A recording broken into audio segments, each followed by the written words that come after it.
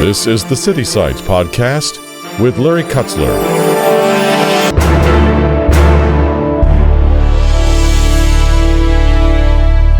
What is cultural relativism? Cultural relativism is the view that all beliefs, customs, and ethics are relative to the individual within his own social context.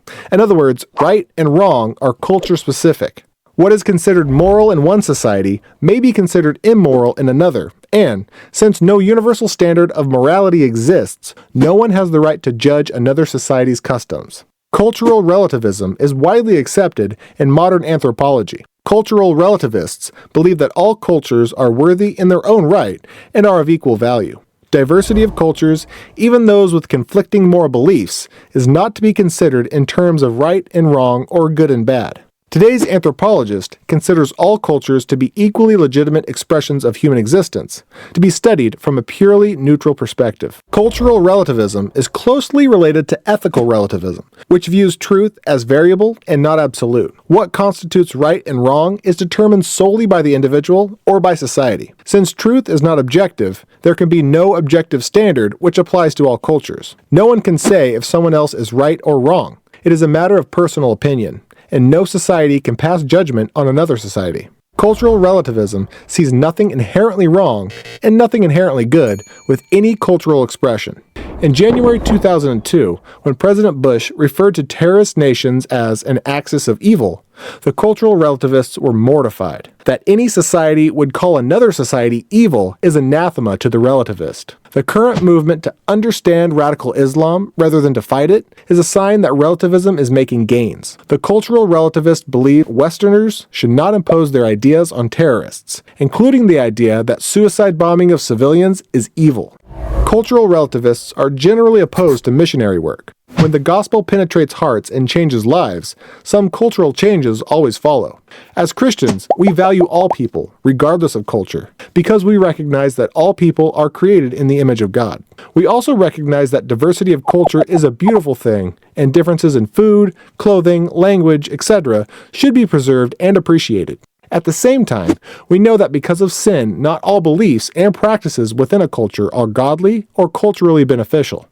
Truth is not subjective. Truth is absolute, and there does exist a moral standard to which all people of every culture will be held accountable. We are bringing a bold statement about Christ. He's our only hope to face the darkness in our day. Thanks for joining us for the City Sites Podcast. According to the United Nations, in 2021, 56.61% of the world's population will live in urban areas. That portion is expected to increase to 68% by 2050. They project that another 2.5 billion people will be added to the urban areas by 2050, with close to 90% of that population increase will be taking place in Asia and Africa. So people are on the move to urban areas. Pastor Walt McFadden has been doing a series on urban ministry, and today we continue that series.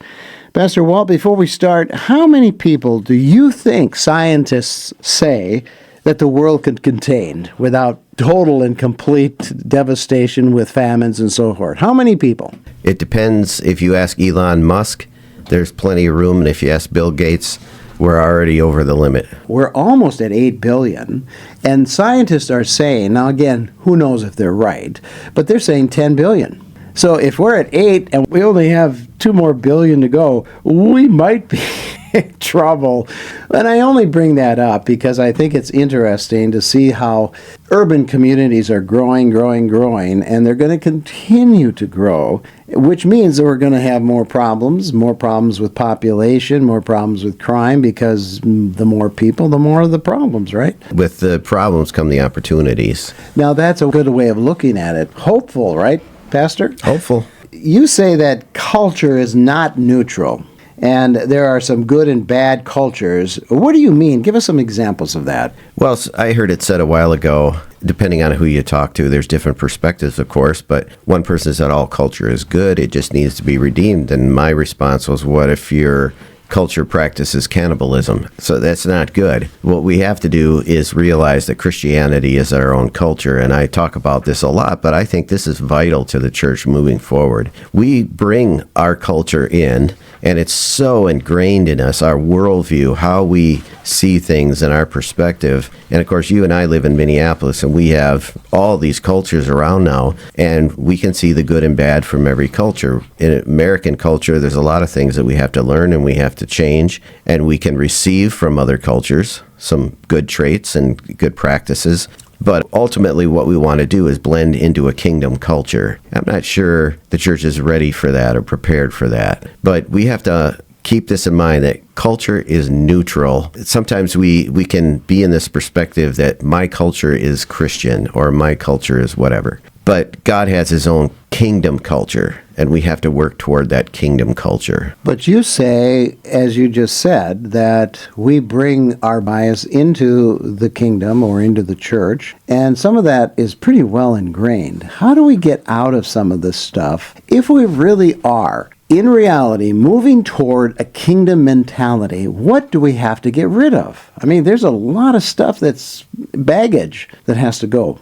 Yeah, I could go over a long list of things in American culture, but the key to me is bold preaching. We can't be afraid to challenge whatever environment we're in. I mean, can you imagine growing up in the South pre-slavery days? You'd be petrified to preach from the pulpit that slavery is wrong or slavery is sin. Where was the church in the middle of that? You sent me some notes, I think, about Germany during World War II, and it took a lot of courage and a lot of boldness. Oh, it was the article, that's right, that you sent me about how Dietrich Bonhoeffer stood up against the culture. So it takes some bold preaching, and it also takes a willing and obedient congregation. It takes people who have a discipleship mentality. And I tell people in Cityview, my church, all the time, you've got to question everything that you believe about your worldview and ask yourself seriously, does this line up with the scripture? So there's a constant growth in us. You mentioned Dietrich Bonhoeffer, but a lot of churches today, pastors in particular, are afraid to talk about current issues. For example, the critical race theory. I mean, they stay away from that because it creates too much tension, or the transgenderism, or whatever it is. We don't hear those kinds of sermons. In fact, it's very interesting. I sent this to you. It's an article out of the White Bear Lake paper. And this was a couple writing into the op-ed. They said, when are the pastors going to step up to the plate and speak out to their congregations against abortion, critical race theory, and the sexualization of our children? I mean, so parents are thinking this thing, and if pastors aren't addressing it, where will these parents, these Christian parents, go for answers? Well, the problem is, this. If I were to name him, everybody would know who I'm talking about, but you have too much of, like, this real smiley guy he's a televangelist and he smiles all the time. Oh, yeah. And there's a clip of him going around the internet where he basically says, I'm not really about teaching the Bible so much. I'm not an expositor. I just want to teach people to have a great life. For most of the world, that's impossible. Most of the world is just scratching and clawing to get a meal together to make it to the next day. That's another example of how we culturalize everything. The prosperity gospel would never last in other parts of the world. So we talk about culture, and it's neutral, but Christians have a culture too. The church has a culture. And so what makes the Christian culture, what makes it hard to navigate? Because there's all kinds of things in the church that we kind of shake our heads at. Well, how do you navigate it? Some of the things that you mentioned already, that we're afraid to talk about abortion, we're afraid to talk about critical race theory, we're afraid to talk about gay marriage. There's so much pressure on people. You look at Major League Sports, and now this is big controversy over the Chicago Blackhawks, which is my favorite NHL team, and they're going over to Russia, I guess, and they're not going to wear their gay pride jerseys because it's against the law in Russia. And so there's this big controversy, and I'm thinking, why are they wearing these in the first place? What does that have to do with sports? But homosexuality has become the subject that nobody will ever talk about. They act like it's something that the church just is constantly bashing gay people. I hear very little spoken out against it in the church because we're so afraid of being characterized as mean or vindictive. And so then people have no They just listen to the news. They listen to the media. That's another problem that we face, is just the barrage of information all the time. And I'm supposed to, in a half an hour or 45 minutes on a Sunday morning, I'm supposed to combat that. But it takes extra bold preaching to do that. And then you have all these sources of information that people, the generational change. This new generation thinks differently. I don't know that all of their thinking is wrong. And maybe it's good that they're more compassionate toward their friends who are gay or in transgender lifestyle. At the same time, there are big changes happening in the culture, and it's happening more rapidly. So all of this information coming. Can you imagine if, you're trying to change the world and the worldview back in the early 1900s with no social media whatsoever? Now we have social media. Everything just changes so fast. And there's this instant reaction from the church. Oh, we got to speak out against this, or we got to hush about this, because there's not this bold, courageous teaching or preaching. The people are just left to flounder. They're like sheep without a shepherd. We need strong shepherds in the church today. So I think a lot of this whole idea of urban ministry really comes from strong, bold leadership, because we're entering into the heart and soul of culture wars. So when we talk about all culture is neutral, are we making our case for kingdom culture in the urban areas? Pastor Walt, I agree with you 100%. And yet I just heard recently that most Christians, I think it's 8 or 9 Christians out of 10, are biblically illiterate. And I would call you a discipling pastor. That's how I see you. That's your gift. And yet, Sunday morning I'm sitting in the church, and I have to be honest with you, I'm taking notes feverishly on your sermon, because you feed us really well. Lots of scriptures and principles, and there's probably 20 areas that are so rich spiritually.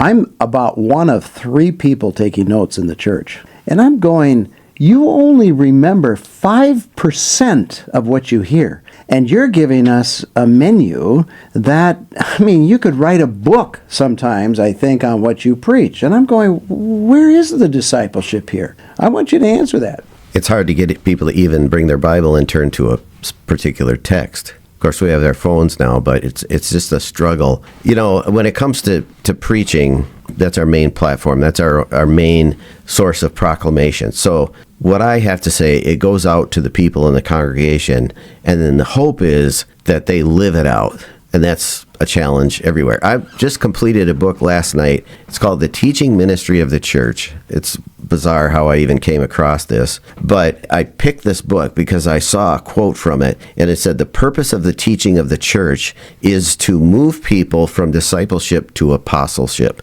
meaning we disciple them and we're to send them out. Apostle is a sent one. So ultimately, I want the people in the church to take the teaching and go out and live it. And then that's how people understand and hear the gospel. And they make a difference in the workplace, and they make a difference in their home. But to me, so much of the preaching it's an entertainment. Back to that smiley preacher. If all of my purpose is just to help people have a great life, there's not even the remote possibility that people like that are going to make a genuine impact in the world. We're here to stand against the ills of society and say, we have an answer, we have a hope. And look I'm living it out in my life. I saw another statistic that when they did a really in-depth study, and they found that people who read their Bible once or twice a week, almost no change. When they read it 3 times a week, a little change. When they reach 4, there starts to be major change. Far less incidents of depression, anxiety, hopelessness, suicidal thoughts. So people who are engaged in their culture.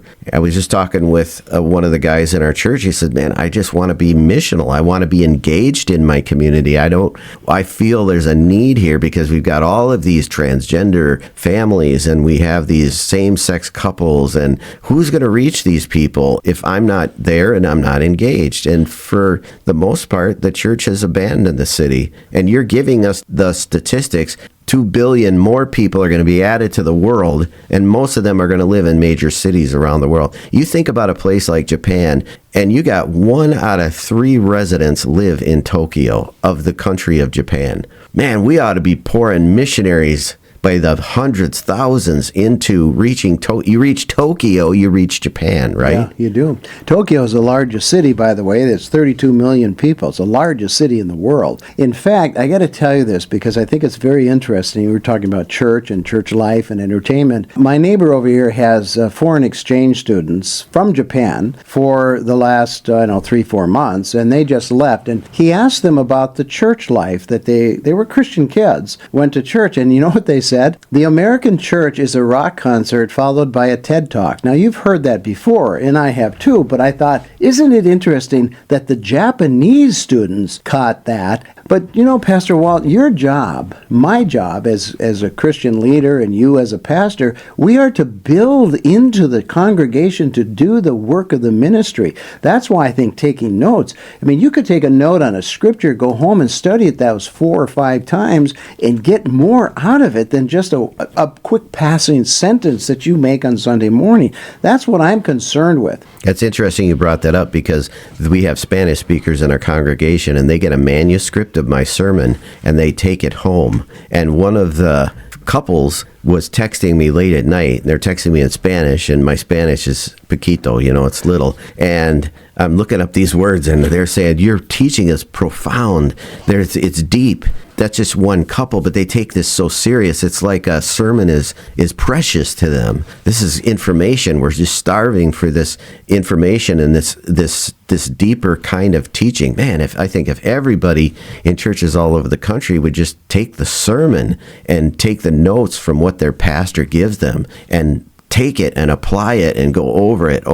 That's one of the key points about discipleship is how Jesus, like any rabbi, would take this teaching, and the disciple had to learn, memorize, and regurgitate it word for word and live it. There was no concept of a disciple not following the teaching of his master. But here we have sort of this choice. Well, I like this. The pastor said that. I don't like that. There's no clear concept. Like if I ask 10 people, what is a Christian? I get 10 different answers. Right. And I get 10 different examples. Mm-hmm. We're not really producing anything. And in my notes here, I just add a thought. Marketing doesn't build the kingdom of God. We're trying to build the church through marketing. And it's always this secret message that our church is better. And you're going to have more fun here. You're going to enjoy this. There's going to be something great for the kids. That doesn't change the world. Discipleship changes the world. Changed lives. Because the gospel is not designed to be transferred through marketing. It's designed to be transferred person to person. And we have this wonderful opportunity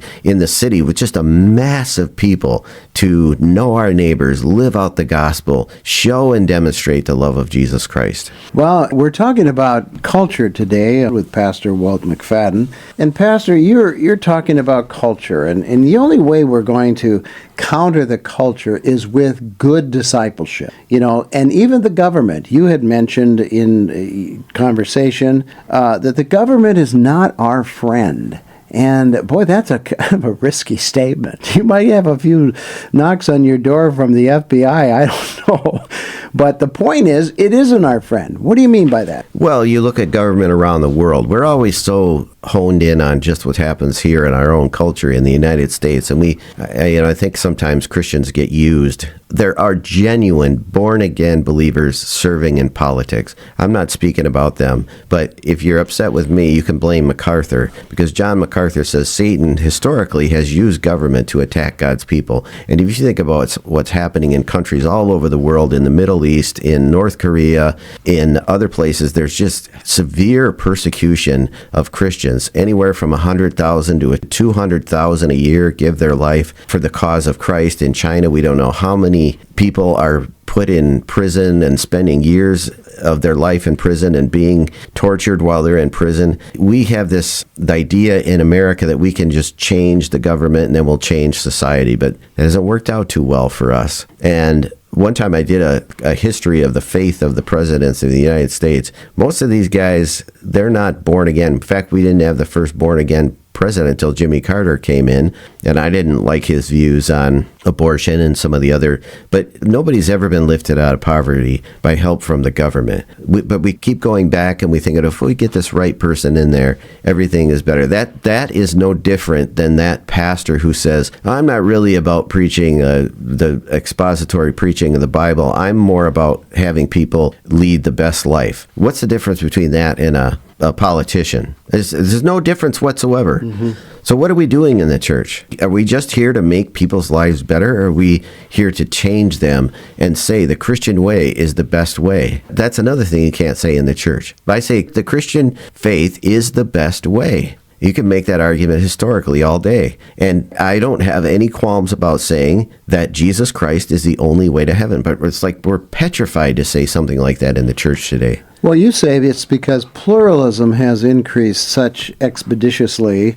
and that's why you say that's why we have to get down to some really pay dirt, drive the stakes deep into discipleship, right? Oh, absolutely. You look at how in the Muslim faith, in our own community, how they train their youth. They go to classes all the time. They go, and they come out and they know and they understand their faith. I was just talking with one of the staff pastors at Cityview about this. We don't catechize our kids anymore. We have this idea that it makes them put their faith in their catechism or in their baptism. But I think we're missing something. We don't teach kids doctrine. They don't understand the Trinity or who God is or who Jesus is. And so when you don't know the truth and you don't know how to defend what you believe, then you come out and you become a victim of pluralism. And you say, well, I don't see the difference between this religion and my religion, so I guess they're going to go to heaven just the same. But that's not what Christianity teaches at all. Well, we talk about, in our era, your era and my era, we used to talk about the American dream. And I don't hear that so much anymore. Is it because it's not a reality? It's more and more people aren't able to get the American dream, which is a house, a car, a picket fence, a dog, and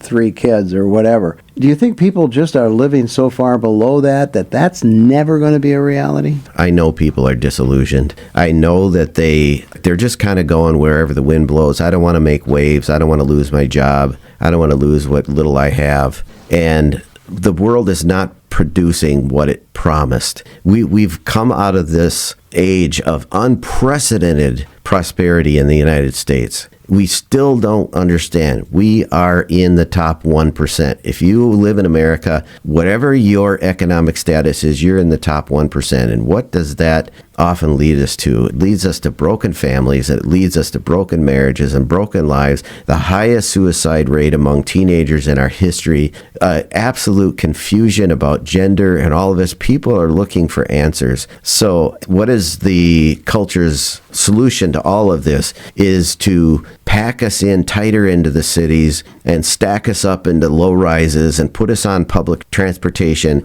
and to lose the personableness, the connection of family and neighborhood, and all of that is gone. And no wonder young people are confused. They have no sense of identity and who am I and where do I belong? And what is the one institution in the city that offers people a family? It's the church. But so often we don't act like a family. We act like we're just like a corporation. It's just all about the bodies and the buildings and all of that kind of stuff. How does Christianity grow? It grows person to person. And here we are, this light in the darkness. And so often we just hide behind the walls and we don't let our light shine. And we send our people out in the workplace and they're pressured with all of this nonsense from the culture. It's sort of like everybody's just making it up as they go. I get excited about this because I think about here's the opportunity for the church, but without discipleship, without a clear understanding of who we are as believers, without an understanding that all culture is neutral, we have our own culture to form that culture. I think hope is lost for the city. As an urban pastor, and I love your heart for discipleship. I understand that. I'm not sure our audience does, however. And I want you, lastly, today, to describe or define the discipleship in your terms. What is meant when you say discipleship? How is the church to look like in an urban setting that's focused on discipleship? Walk in the footsteps of Jesus. It's as simple as that. The goal of discipleship is Christ likeness. The whole gospel story is to restore the image of God on man. We are God's image bearers. We are to be like God. We can't be God, but we are to be like God, to be holy, to be righteous, to be loving, to be kind, to be separate from the world and all that is impure. And instead, we get these TED Talks. We get these words of encouragement that say, you are, in the heart, soul, you are a good person. No, we're not.